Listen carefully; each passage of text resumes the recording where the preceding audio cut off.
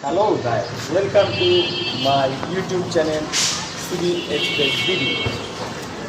আমরা আজকে আলোচনা করব একটি আদর্শ র্যাম্পের বিষয়। দেখুন এই জায়গায় কন্ট্রাক্টরের একটি ভুলের কারণে কত বড় ক্ষতি হয়ে গেছে ভবন মালিক।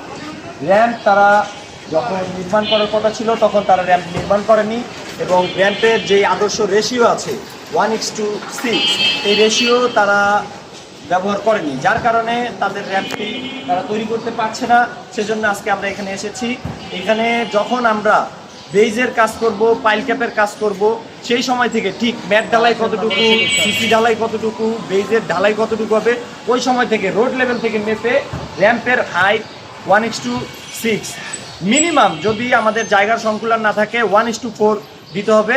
1:4 মানে আমাদের 1 ফিট দূরে গেলে 4 ফিট দূরে গেলে 1 ফিট উচ্চতা জন্য আমরা 4 ফিট দূরে যাব। মিনিমাম 1:4 এবং যদি জায়গার সংকুলন ঠিক থাকে তাহলে 1:6 দিয়ে আমরা র্যাম্প ঢালাই করব, তাহলে সহজেই গাড়ি উঠবে এবং এই সকল ভবনের মতো কোনো ক্ষতিগ্রস্ত ভবন মালিক হবে না। ধন্যবাদ।